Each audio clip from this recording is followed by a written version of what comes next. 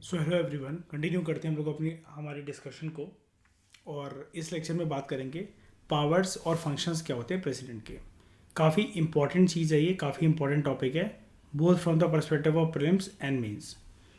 जो powers enjoy करी जाती हैं, जो फंक्शंस परफॉर्म करे जाते हैं राष्ट्रपति के द्वारा, उसके लिए हम लोग उनको 7 हेडिंग्स के अंदर कंपाइल कर सकते हैं।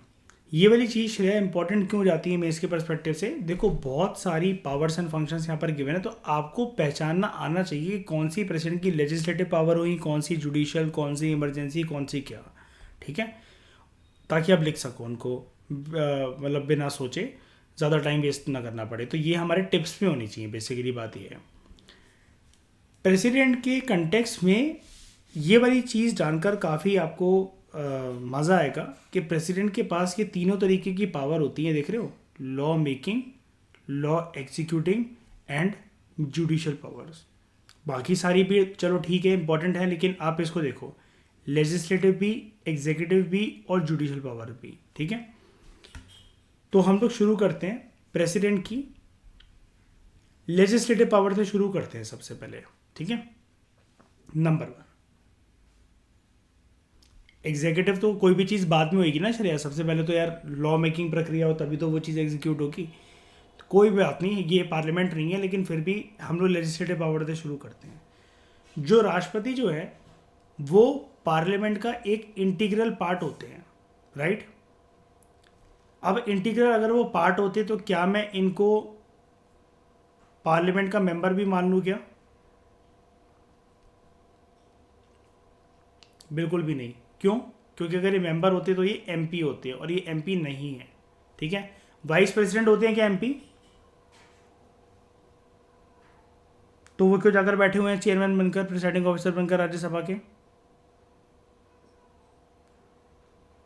हाँ, एक्स ऑफिशियो तो ठीक है। हाँ, किसने बोल दिया ये चीज़ क्यों हो क्या रहेगी? कॉन्स्टिट्यूशन ने। क्यों मानूं मैं कॉन्स्टिट्यूशन की बात? तो सिटीजन तो नहीं, मैं तो नहीं मान रहा फिर। अरे सुबह सुबह रेवोल्यूशनरी बात है। क्या कह रहे हो इसमें, क्यों? Yes, it is the supreme law of the land. इससे बड़ा शेर कोई कानून नहीं है। ठीक है, कुछ भी शेर जेल चले जाओगे।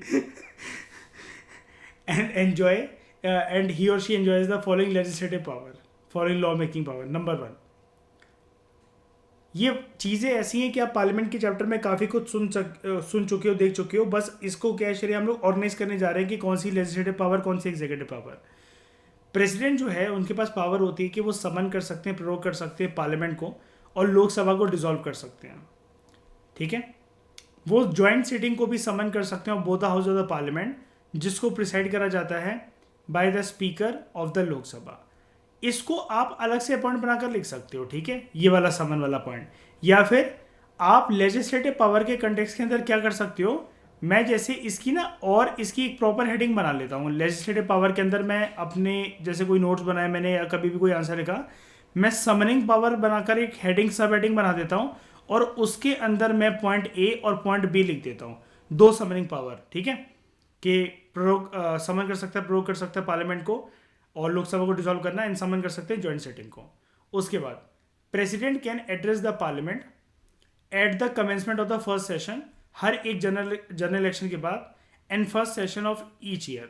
ठीक है, जब ये सेशन चल रहा होता है तो बदले में प्रेसिडेंट को कौन से मोशन से नवाजा जाता है, और वो पास होना जरूरी होता है? Very good, motion of thanks.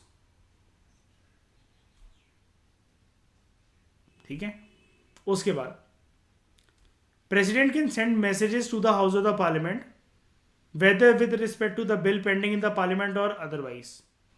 President बोल सकते हैं कि बड़े टाइम से बिल एक पर्टिकुलर हाउस के अंदर पेंडिंग या कुछ भी ऐसी चीज़ है, आगे इस पर कुछ ना कुछ सोच विचार करो, मुझे साइन करने के लिए दो, पास करवाओ उसको, ताकि मैं उसको एक्ट बना सकूं। वो इस प्रकार का मैसेज पहुंचा सकते हैं। लेकिन मुझे एक बात बताओ, ये तो ज़्यादा थ्योरेटिकली चीज़ लिख रखी है। प्रेसिडेंट के पास ये पार्लियामेंट के हाउसेज में बोलेंगे, ठीक है, बात पहुंचेगी प्रधानमंत्री और काउंसिल ऑफ मिनिस्टर तक। इतनी हिम्मत है वैसे प्रेसिडेंट की कि ये वाला मैसेज पहुंचा सके वो? और ये वाला मैसेज अगर उनको पहुंचाने के लिए बोला भी होगा कंट्री के अंदर किसी ने, तो किसने बोला होगा? पीएम ने, ठीक है। तो ये शरिया पूरा का पूरा गेम है बहुत बड़ा। उसके बाद president can appoint any member of the Lok Sabha to preside over its proceedings. जब ऑफिस हो, अगर स्पीकर या डिप्टी स्पीकर का उसके अंदर वैकेंसी हो, सिमिलरली वो अपॉइंट कर सकते हैं any member of the Rajya Sabha to preside over its meeting, जब चेयरमैन और डिप्टी चेयरमैन की जो कुर्सियाँ हैं वो वैकेंट हो। वो नॉमिनेट करते हैं 12 मेंबर्स को राज्य। अच्छा, ये वाला पॉइंट सारा क्लियर है ना? हम पार्लियामेंट के चैप्टर के अंदर बहुत डिटेल में पढ़ चुके हैं इन सब चीज़ों को। हम सिर्फ यहाँ पर ऑर्गेनाइज कर रहे हैं किसी को भी, है ना? हाँ हाँ, और नहीं, वो अगर वो चाहे ना, वो किसी को भी, जब प्रेसिडेंट अपने ऊपर आ जाना लेकर, तो अगर ये दोनों ना देखे तो प्रेसिडेंट के कंटेक्स्ट में हमें ये बताया जा रहा है किसी को भी वो कर सकते हैं फिर वो, ठीक है। उसके बाद 12 मेंबर्स को नॉमिनेट करते हैं of the Rajya Sabha from amongst the persons who have special knowledge और practical experience in 4 fields: literature, art, science and social service. ये वाला पॉइंट अब लागू नहीं होता है ना जैद? ठीक है। मुझे इस लेक्चर के बाद बताना श्रेया जरा, कौन से अमेंडमेंट एक्ट से इसको हटा दिया गया था? जैद, बिस्मे, आप सब लोग बताना, ठीक है। अमेंडमेंट ईयर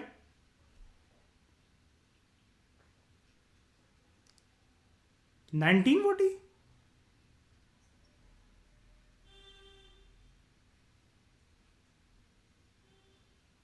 प्रॉपर तरीके से बताना एक बारी मुझे जरा सब लोग, ठीक है। इसलिए मैं बोलता हूँ क्लास के बाद, ठीक है। यहाँ पर ऐसा नहीं कि मुझे ऐसा लगता है, ठीक है श्रेया, हमारे लगने से ऐसा कुछ नहीं होता। जो घटना हो चुकी है, जैसे मैं बोलूँ श्रेया मुझे ऐसा, आप खुद बोलो यार मुझे ऐसा लगता है मेरा बर्थडे इस डेट पर आता होगा, है ना? अरे वो तो चीज़ फिक्स है ना, आपके लगने से थोड़ी ना होता है। उसके बाद ही और she decides on the questions as to the disqualification of the members of the parliament. किसके साथ कंसल्ट करके? इलेक्शन कमीशन के साथ कंसल्ट करके, ठीक है, ताकि वो आगे चल के चुनाव लड़ सके कि नहीं लड़ सके। तो जो मेंबर्स होते हैं पार्लियामेंट के, कुछ एमपी अगर डिस्क्वालीफाई हो गए, याद रखना ये वाला पॉइंट इंपॉर्टेंट है, वो कंसल्ट करते हैं चुनाव आयोग को, ठीक है, चीफ इलेक्शन कमिश्नर को एंड अदर इलेक्शन कमिश्नर को, ठीक है। उसके बाद हाँ, मैं जो ये बात बता रहा हूँ ना, chief election commissioner, election commission अभी जो है वो 3 मेंबर बॉडी है, ज्यादा आपको पता होगा ना। एक होता है चीफ इलेक्शन कमिश्नर एंड 2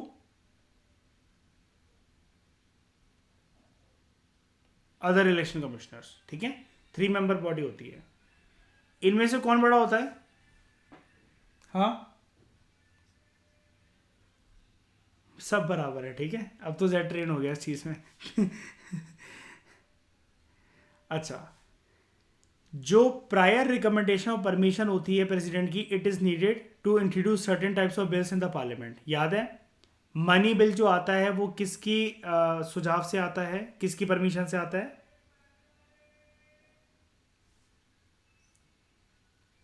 नहीं नहीं, मनी बिल को अगर इंट्रोड्यूस करना है तो उसकी प्रेसिडेंट, तभी तो वो साइन कर देते हैं, है ना? तभी तो वो साइन कर देते हैं। For example, a bill involving expenditure from the consolidated fund of India, या फिर कोई अगर ऐसा बिल है जिसकी वजह से हमें किसी राज्यों की बाउंड्री जो सीमाएं हैं उनको चेंज करना है, या फिर नए राज्य जो बनाने हैं, ठीक है, तो ऐसी तरह के बिल को लाने के लिए राष्ट्रपति की रिकमेंडेशन और परमिशन की जो रिक्वायरमेंट होती है वो ज़रूरी है। उसके बाद जब भी बिल प्रेसिडेंट को भेजा जाता है, जब ये पार्लियामेंट के दोनों हाउसेस के द्वारा पास कर दिया गया है, प्रेसिडेंट के पास ऑप्शन याद है, ही और she can give his assent to the bill, withhold his assent to the bill, या बिल को वो रिटर्न कर सकते हैं अगर वो मनी बिल नहीं है, for reconsideration of the parliament. लेकिन अगर बिल दोबारा पास होकर आता है पार्लियामेंट से विद और without amendments, president has to give his और her assent to the bill. जब एक बिल पास करा जाता है स्टेट लेजिस्लेचर के द्वारा और वो गवर्नर के द्वारा रिजर्व कर लिया जाए प्रेसिडेंट की कंसिडरेशन के लिए, तो जो प्रेसिडेंट है वो अपना एसेंट दे सकते हैं, रोक सकते हैं, डायरेक्ट कर सकते हैं गवर्नर को कि वापस कर दो बिल, अगर वो मनी बिल नहीं है तो, स्टेट लेजिस्लेचर की रिकंसिडरेशन के लिए। यहाँ पर ये चीज़ हमें जाननी चाहिए, हमने पढ़ा भी था पार्लियामेंट के चैप्टर के अंदर, it should be noted here, ठीक है, that it is not obligatory for the president to give his assent, ठीक है, एसेंट टू द बिल, ये आगे पता नहीं क्या लिखा हुआ है, अच्छा, to give his assent even if the bill is passed again by the state legislature and sent again to him for his consideration. आपको पता ना विधान सभा के अंदर ये चीज़ मतलब वो नहीं है, ये विधानसभा नहीं बोलना चाहिए मुझे, मतलब जो स्टेट लेजिस्लेचर है उसके कंटेक्स के अंदर ये चीज़ इंपॉर्टेंट नहीं है कि वहाँ से बिल अगर दोबारा, अगर पार्लियामेंट से दोबारा आता है तो प्रेसिडेंट को क्या करना पड़ता है, अपना एसेंट देना ही पड़ता है, लेकिन यहाँ पर ऐसा कोई चीज़ ज़रूरी नहीं है, नेसेसरी नहीं है, ठीक है। हाँ, मनी बिल के केस में क्या होगा, देना पड़ेगा, चाहे वो स्टेट लेजिस्लेचर का हो, फिर भी क्यों यार, फाइनेंसेस रुक जाएंगे ना, उनके फाइनेंसेस सफ़र करेंगे, चल नहीं पाएगा वो अच्छे से, है ना, कुछ सोच समझ के आया होगा वो मनी बिल, इस वजह से।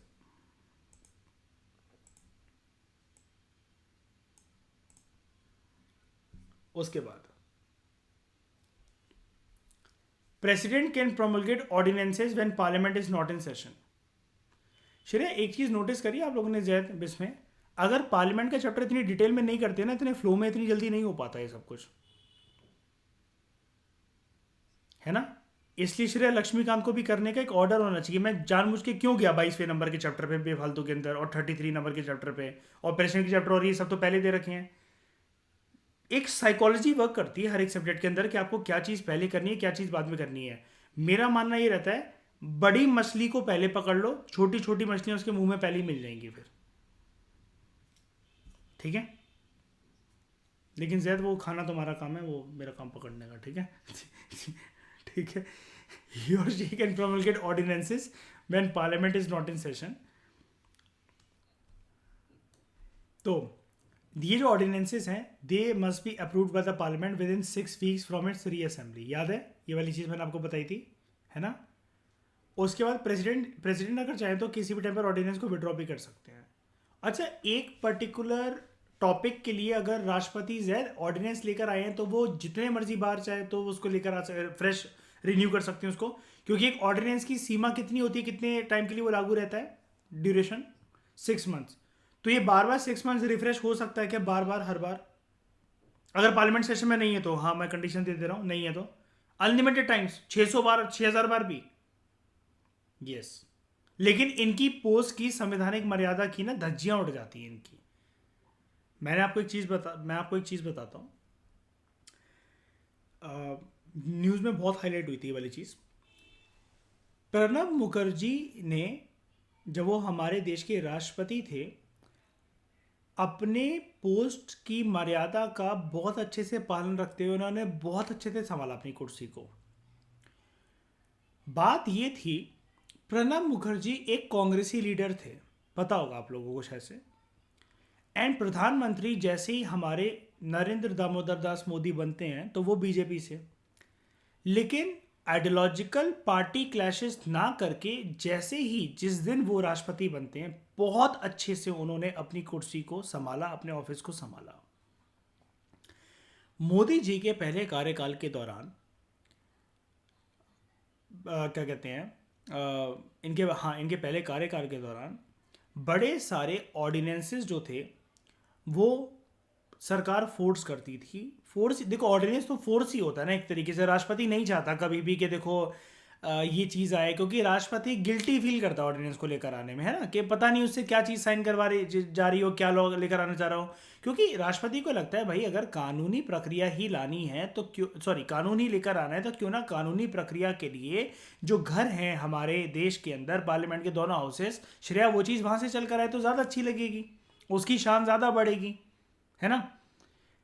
तो 5 बार, अब एक वो था, एक टॉपिक था जिसको 5 बार सरकार ने बोला कि लगातार 5 बार रिफ्रेश करवाया ऑर्डिनेंस के लिए। उन्होंने साफ तरीके से मना कर दिया था कि मिस्टर प्राइम मिनिस्टर एंड सभी मंत्रिमंडल, ये लास्ट टाइम है, I am signing this ordinance, इसके बाद मैं रिफ्रेश नहीं करूँगा ऐसे, अगर अगली बार आप मेरे को लेकर आए। एंड सरकार की हिम्मत नहीं थी जब उन्होंने ये चीज़ बोली ना कि मैं रिफ्रेश नहीं करूँगा। सरकार चाह रही थी इसलिए और बार उसको रिन्यू करवाना, लेकिन सरकार ने, प्रधानमंत्री जी ने फिर से नहीं बोला उनको। तो बेसिकली क्या कि नॉमिनल हेड या सेरिमोनियल हेड तो हैं, लेकिन अगर अपनी पे आ जाएं तो कोई कुछ नहीं कर सकता उनका। और बेसिकली यहाँ पर बात ये थी ना, इन राष्ट्रपति को, जैसे प्रणब मुखर्जी के केस में आपको बता रहा हूँ, कभी भी लीडर्स के नाम आपको मेंशन नहीं करने, मैं आपको इसलिए बता रहा हूँ कंसेप्चुअल क्लैरिटी देने के लिए, ग्राउंड रियलिटी को बताने के लिए। यहाँ पर बेसिकली अगर दोनों अलग पार्टी से होना और सिंग करके चले, दोनों अपने जो संवैधानिक जो पद है उसकी मर्यादा का पालन रखें, तो अल्टीमेटली इससे जो डेमोक्रेटिक प्रोसेस का जो फ्लेवर है ना वो और निखरता है, वो और अच्छा बनता है। ये चीज़ है, तो याद रखना प्रणब मुखर्जी वाली चीज़, ठीक है। आगे, president laid on the report of the CAG, UPSC, finance commission and others before the parliament, ठीक है। उसके बाद president can make regulations for the peace, progress and good government for Andaman and Nicobar islands, Lakshadweep islands, Dadra and Nagar Haveli, Daman and Diu. अच्छा, ये अभी एक ही चीज़ है, ठीक है Shreya, Dadra and Nagar Haveli, Daman and Diu and Ladakh, ठीक है। पुडुचेरी के केस में भी president can legislate by making regulations but only when the assembly is suspended और डिसॉल्व। मुझे इस पैराग्राफ का कोई मतलब समझा सकता है? ये ऊपर ये वाले नाम क्यों आए? ये पहली बात है, जो नाम दिख रहे हैं क्या है ये सारे के सारे? Andaman and Nicobar islands, Lakshadweep islands, Dadra and Nagar Haveli, Daman and Diu, क्या है ये सारे नाम? ये केंद्र शासित प्रदेश हैं, लेकिन इसके अंदर मुझे दिल्ली, पुडुचेरी और जम्मू एंड कश्मीर क्यों नहीं दिख रहा? लेजिस्लेटिव असेंबली है तो वहां पे तो कानून वगैरह खुद बन जाएंगे। अब ये केंद्र शासित जो प्रदेश आपको दिख रहे हैं, number 1 Andaman Nicobar, number 2 Lakshadweep, number 3 Ladakh and number 4 Dadra and Nagar Haveli, Daman and Diu. अभी क्योंकि एक ही टर्म है ना, वैसे 5 है लेकिन अभी 4 हो गए टोटल अगर इसको मिलाते हैं हम लोग, है ना, ठीक है। ये अलग नहीं है क्योंकि अब 1 2 3 और ये 4। अब यहां पर क्या है, यहां पर विधानसभा है नहीं। अब इनको कानूनों की जरूरत है कि नहीं है, रेगुलेशंस की, लॉस की जरूरत है कि नहीं है? लेकिन ये तो बेचारे अनाथों की तरह पड़े हुए हैं, कोई भी नहीं यहां पर। तो कौन थामेगा इन अनाथों का, 4 अनाथों का हाथ? प्रेसिडेंट, ठीक है। पुडुचेरी के केस में भी यहां पर सिर्फ पुडुचेरी दे रखा है, याद रखना, अपने मन से खुद मत लिख देना। मैं नहीं, वो क्योंकि वो नहीं होता वहां पर, वो चीज़ ठीक नहीं बैठती है, ठीक है। दिल्ली की व्यवस्था बहुत अलग तरीके से वर्क करती है। देखो यूटीज़ में भी ना, देखो पता है क्या होता है, हम लोग तो जनरली देखो पॉलिटी यूपीएससी के परस्पेक्टिव से पढ़ते हैं। ये विधानसभाओं के अंदर भी ना स्ट्रक्चर अलग अलग केंद्र शासित प्रदेशों में, जो ये तीनों में दिल्ली, पुडुचेरी और जम्मू एंड कश्मीर में है, ये अलग हो जाता है। इवन जो स्टेट की जो विधानसभा है वहां पर भी अलग हो जाता है। अगर अलग नहीं होता तो शायद एक बार बताओ, आर्टिकल जब 370 चलता था तो ये बोला जाता था कि पार्लियामेंट कोई सा भी कानून पास कर दे लेकिन वहां की विधानसभा से परमिशन लेने की जरूरत पड़ेगी। जब तक वहां पास नहीं होता तब तक वो जेएनके में एप्लीकेबल ही नहीं होगा। होता था इसमें कि नहीं होता था ऐसा? चलो 370 हट भी गया। बहुत सारे राज्य ऐसे हैं, 11 राज्य ऐसे हैं जिनको स्पेशल पावर्स मिल रखी हैं। आर्टिकल 370 तो ज्यादा हमें लगता है, लेकिन इसमें आपको पता होगा 371 clause A, B, C, D, E, F, G, J, K, ऐसे करके बड़ी सारी स्टेट्स हैं जिनको स्पेशल प्रोविजंस मिल रखी हैं। डोंट वरी, लक्ष्मीकांत का एक हमारा चैप्टर है डेडिकेटेड, श्रेया, हम पढ़ेंगे कि कौन से राज्य को क्या स्पेशल पावर दे रखी है। मतलब देश का जो स्ट्रक्चर है, अगर हम ये सोचें कि सेंट्रल लेवल से कोई चीज़ पास हो रही है, हर जगह सिमिलर वे में एप्लीकेबल हो जाती होगी। ग्राउंड रियलिटीज़ के अंदर, प्रैक्टिकल इम्प्लीकेशंस के अंदर, विधानसभाओं की प्रक्रिया के अंदर वो चीज़ डिफर करती है, वेरी करती है। पार्लियामेंट ने जिस रंग रूप के अंदर उसकी पैकेजिंग करवाई थी, ज़रूरी नहीं है वो पैकेट वैसे ही पहुंचे वहां पर, ठीक है।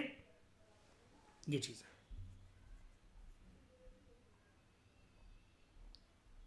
अब लेजिस्लेटिव पावर हो गई, अब बात करते हैं एग्जीक्यूटिव पावर की, ठीक है। नंबर 2, जो एग्जीक्यूटिव पावर ऑफ फंक्शंस है राष्ट्रपति के, वो क्या है? सारे एग्जीक्यूटिव एक्शंस जो सरकार के होते हैं, they are formally taken in his name. मैं आपको इसका मतलब बताता हूं। पता है क्या होता है? जैसे प्रधानमंत्री विदेश यात्रा पे कहीं गए एंड वो दूसरे देशों के प्रधानमंत्रियों के साथ कोई एक एग्रीमेंट या कोई एक समझौता साइन करके जा रहे हैं, तो पता है क्या होता है, सारे के सारे एग्रीमेंट जो है ना वो प्रेसिडेंट के नाम पे ही होते हैं साइन।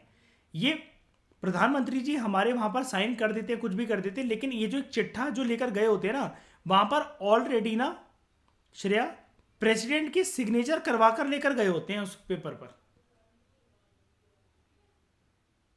और जहां पर प्रेसिडेंट खुद जाते हैं, उनकी ट्रिप वगैरह विजिट कम होती हैं थोड़ी सी age compare to prime minister, तो वो तो खुद साइन कर आ जाते हैं, लेकिन सारे के सारे एग्जीक्यूटिव डिसीजन सरकार के they are taken in his name.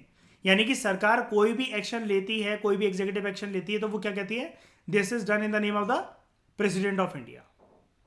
उसके बाद president can make rules specifying the manner in which the orders and other instruments made, और उनके नाम पे वो एग्जीक्यूट हुए, ऑथेंटिकेट हुए। माने इसका कहने का मतलब है जो एग्जीक्यूटिव एक्शन जो हमने पहला जो पॉइंट पढ़ा, जो कि सरकार जो ले रही है, तो प्रेसिडेंट ये स्पेसिफाई भी कर सकते हैं कि किस तरीके में ये चीज लागू होनी चाहिए, इंप्लीमेंट होनी चाहिए, कैसे इनके नाम को यूज करा जाएगा, कैसे सरकार के वेरियस डिसीजंस, ऑर्डर्स, और कोई भी एग्जीक्यूटिव ऑर्डर जिसमें मान लो कि देश में एक कोई चीज, एक नोटिफिकेशन पास करवानी है, कोई एक चीज डिक्लेयर करनी है, कैसे वो चीज बोली जाएगी, प्रेसिडेंट इसका ऑर्डर और मैनर डिफाइन कर सकते हैं। उसके बाद प्रेसिडेंट इस चीज के ऊपर भी रूल्स बना सकते हैं कि कन्वीनियंट तरीके से जो यूनियन गवर्नमेंट है उसका जो एक टेन्योर है या डेली प्रक्रिया है, जिसको ट्रांजैक्शनल बिजनेस बोलते हैं, वो कैसे चलता जाए, ठीक है। एंड ही और she can also make rules for allocation of the set business among the ministers. इसके लिए वो रूल्स रेगुलेशंस लेकर आ सकते हैं, ठीक है। उसके बाद वो अपॉइंट करते हैं प्रधानमंत्री को एंड दूसरे मंत्रिमंडल को, and they hold office during his pleasure. ये भी चीज़ होती है, पता है। देखो अब ये चीज़ ना थ्योरेटिकली तो ठीक है, प्रैक्टिकल इतनी आसान नहीं होती है। They hold office during his pleasure, मुझे बताओ प्रेसिडेंट कब अपने प्लेजर को एंजॉय करते वक्त, या फिर अगर मूड स्विंग अगर हो गए, तो वो प्रधानमंत्री को हटा सकते हैं, बताओ।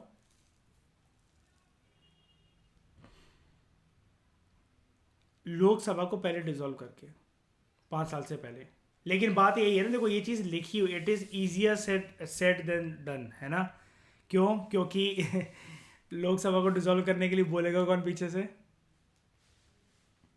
पीएम। लेकिन पता है होता क्या है, मैंने जैसा कि आपको बताया, इसमें अगर ये अपने पे आ जाए ना, तो फिर पीएम भी कुछ नहीं कर सकते वैसे तो। या प्रेसिडेंट ने मान लो कि जेट ठान ही ली है, ठीक है, मैं पहले लोकसभा को भंग करना है, मुझे नहीं पूछना मुझे किसी से, कुछ कर लेगा पीएम? नहीं। पर पता है क्या होता है, जो राष्ट्रपति के पद पर बैठता है ना, वहाँ पर श्रेया उसको समझाया जाता है कि देखो दिपांग की तरह बिहेव नहीं करना है, ठीक है। यहाँ पर थोड़ा सा अपने कर्तव्य का दायित्व जो है वो अच्छे से संभालना है, ज़्यादा रेवोल्यूशनरी या मूड स्विंग वाले तरीक़ों से नहीं खेलना है। एंड कुल मिलाकर बेसिकली ये है, दूसरे संवैधानिक पदों के मज़े नहीं लेने हैं यहाँ पर, ठीक है। अब यहाँ पर ये नहीं हो सकता ना कि लोकसभा को भंग कर दिया एंड जैसे फिर वो बाद में बोले सॉरी सॉरी सॉरी, क्या हो गया, बुरा मान गए, क्या हो गया, फिर से इलेक्शंस हो जाएंगे, ठीक है। ऐसी हरकतें श्रेया मुझे शोभा देती है ना, राष्ट्रपति को नहीं। उसके बाद कह रही यस सेकंड और थर्ड पॉइंट पे ये बहुत इजी है, मैं बता देता हूँ। देखो वो ना दोनों जगह पे ये वाला पॉइंट हो गया, या पहला वाला पॉइंट हो गया और थर्ड वाला पॉइंट हो गया, कंबाइंड ही है ये वाले पॉइंट। वो बेसिकली क्या है कि सरकार के जो भी एग्जीक्यूटिव एक्शन होते हैं वो प्रेसिडेंट के नाम पे लिए जा रहे हैं, पहला पॉइंट ये बोल रहा है। दूसरा पॉइंट ये बोल रहा है कि जिस भी तरीके से वो एग्जीक्यूट करे जाएंगे ना, भैया सरकार कोई डिसीजन ले रही है, एग्जीक्यूटिव एक्शन ले रही है, उसको एग्जीक्यूट करने का प्लान बना रही है, वो एग्जीक्यूट होने कैसे हैं, कश्मीर टू कन्याकुमारी, गुजरात टू अरुणाचल, अलग अलग हिस्सों में, क्या किसी को कुछ स्पेशल प्रोविजन देनी है, क्या उधर उस राज्य के अंदर जाके थोड़ा सा मोल्ड करना है क्या इस रूल को, इसके लिए राष्ट्रपति चाहे तो वो कर सकते हैं। अब राष्ट्रपति की याद है, अभी मैंने पढ़ा है आपको, 4 अनाथ बच्चे। तो यहाँ पर जो एग्जीक्यूटिव जो डिसीजन होंगे, इधर दादरा नागर हवेली में क्या कंडीशन है, वहाँ पर क्या लागू हो सकता है कि नहीं हो सकता, वहाँ पे परिस्थितियाँ ठीक बैठेंगी कि नहीं बैठेंगी, इसके लिए चाहें अगर वो, देखो कैन लिखा हुआ है, अगर वो चाहें तो वो रूल्स बना सकते हैं। स्पेशली वो रूल बना भी लेते हैं अपने 4 अनाथ बच्चों के लिए। पहले 5 थे लेकिन अब 2 बच्चे कंबाइन हो गए हैं, ठीक है। तीसरे पे आ जाओ। सर यूनियन गवर्नमेंट का जो डेली जो कार्यकाल होता है इनका, वो स्मूथली फंक्शन कर सके, उसके लिए भी प्रेसिडेंट रूल्स एंड रेगुलेशन बना सकते हैं। सरकार का अगर काम बढ़ रहा है या कुछ भी बढ़ रहा है तो वो एक्स्ट्रा ऑफिसर्स को लाना, या फिर सरकार के जो इतना जो सरदर्दी वाला जो काम होता है उसको एलोकेट करना, कोई एक मिनिस्टर खाली बैठा हुआ है तो उसको एक्स्ट्रा रिस्पॉन्सिबिलिटीज दे देना, ये चीज़ भी राष्ट्रपति कर सकते हैं। अच्छा, ये तीनों चीज़ें ये नई क्यों लग रही होंगी, या फिर आप लोगों को समझ में इतनी आसानी से क्यों नहीं आ रही होंगी? क्योंकि ये इतना ऑफनली होता नहीं है, राष्ट्रपति नहीं करते। राष्ट्रपति को इतनी सूझबूझ, वैसे ना देखो क्या होता है, वो बन जाते हैं, इतनी सूझबूझ नहीं होती है कि वो। एक बात बताओ, जैसे मैं एक बात बताता हूँ, तीसरे पॉइंट का मतलब ना एक चीज़ क्लियर करता हूँ। जैसे कोई एक यूनियन कल्चरल मिनिस्टर है, ठीक है, कल्चरल मिनिस्ट्री में बैठे रहते हैं, ज़्यादा काम तो होता नहीं है वहाँ पर, मान लो। अब उनको किसी अन्य मिनिस्ट्री का काम मतलब सौंप दिया गया राष्ट्रपति जी के द्वारा।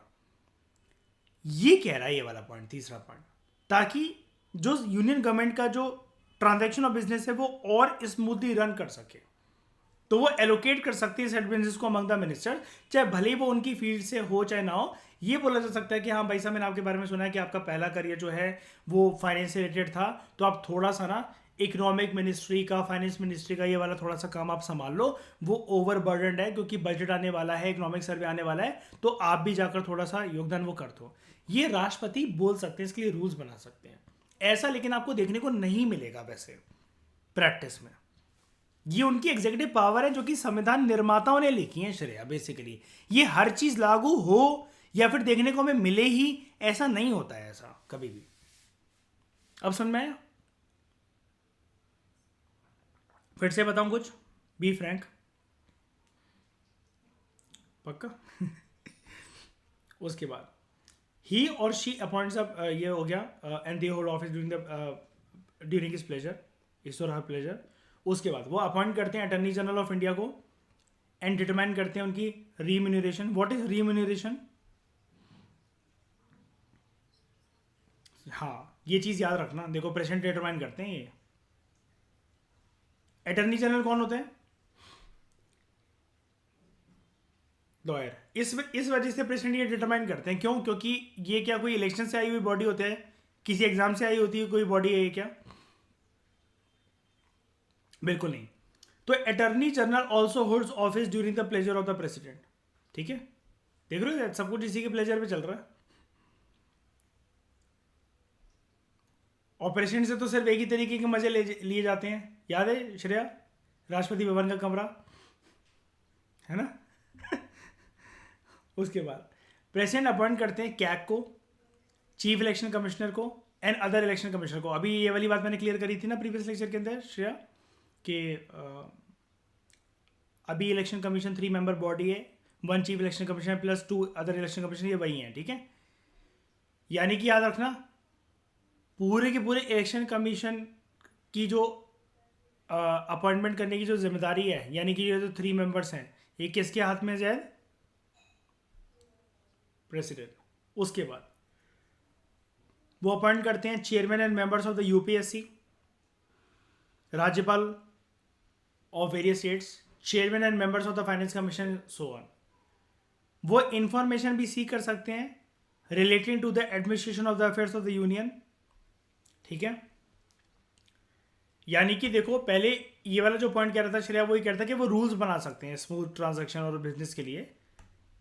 अब बेसिकली मान लो कि उन्होंने रूल्स बनाए हो चाहे ना बनाए हो, लेकिन यूनियन गवर्नमेंट का एडमिनिस्ट्रेशन जो है, ट्रांजैक्शन जो बिजनेस है किस प्रकार से चल रहा है, वो उसके लिए इंफॉर्मेशन सीख कर सकते हैं।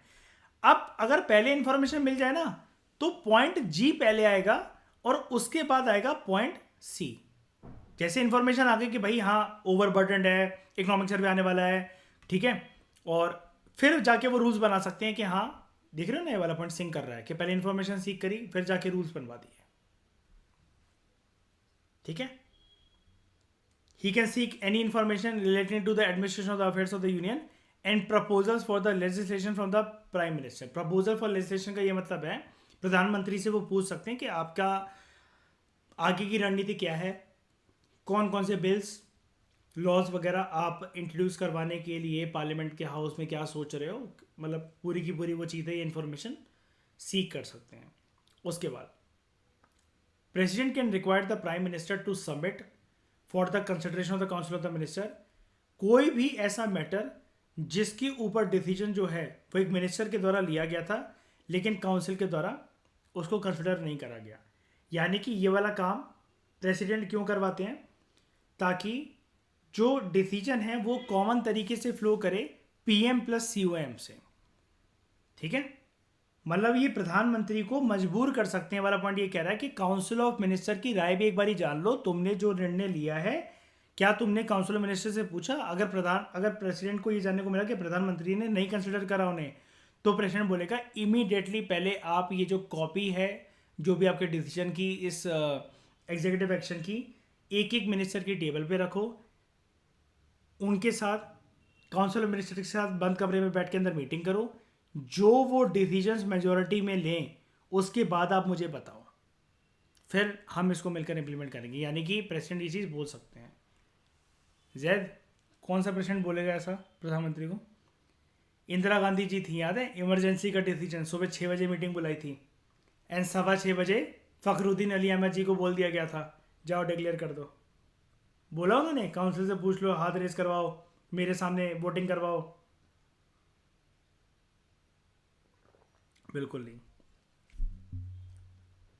उसके बाद वो अपॉइंट कर सकते हैं, president can appoint a commission to investigate into the conditions of the एससीज एसटीज एंड ओबीसीज। वो इंटर स्टेट काउंसिल भी अपॉइंट कर सकते हैं to promote centre state and inter state cooperation. क्यों ये वाला पॉइंट पता है कब आता है श्रेया? जब स्टेट्स के बीच में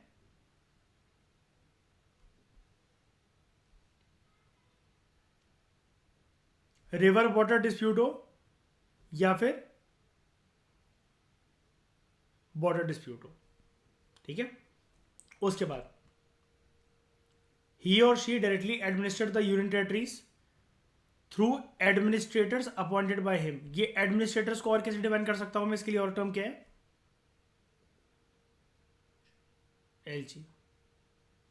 एलजी क्या? ये जो फ्रिज होती है हमारे घरों में, वो लेफ्टिनेंट गवर्नर। ठीक है श्रेया, उसके बाद वो डिक्लेयर कर सकते हैं किसी भी एरिया को एज शेड्यूल्ड एरिया एंड उनके पास पावर होती है कि किस प्रकार से शेड्यूल्ड एरियाज या फिर ट्राइबल एरियाज की एडमिनिस्ट्रेशन होनी चाहिए, वहां पर किस प्रकार के रूल्स एंड रेगुलेशन जो हैं वो आने चाहिए। यानी कि जो उनके रूल्स एंड रेगुलेशंस वाला पॉइंट था ना श्रेया जैन, तो बात वहां पर ये कि ये सारे के सारे रूल्स एंड रेगुलेशन जरूरी नहीं है कि जो मैटर्स आपको यहाँ पर दे रखे हैं वो पूरे देश के लिए ले सकते हैं, क्योंकि he is regarded as the first citizen of India and the nominal and the ceremonial head of the country. Real power भले ही प्रधानमंत्री जी के पास होती हैं कि और काउंसिल ऑफ मिनिस्टर के पास कि वो किस वे में लागू कर सकेंगे, लेकिन फिर भी रूल्स ये बना सकते हैं कि देखो इस दायरे के अंदर इतने रूल्स आने ही चाहिए और इसको आप लोग लेकर आओ। आप लोग मतलब ये जो राष्ट्रपति किससे बोलेंगे? प्रधानमंत्री उनके मंत्रिमंडल से। लेकिन ये रूल्स बना सकते हैं इसके लिए। अब वो इंप्लीमेंट किस वे में होंगे वो सरकार देख लेगी। ओके, ये चीज क्लियर हुई अच्छे से? तो इस डिस्कशन में दोस्तों फिलहाल इतना ही। Thank you very much for discussion.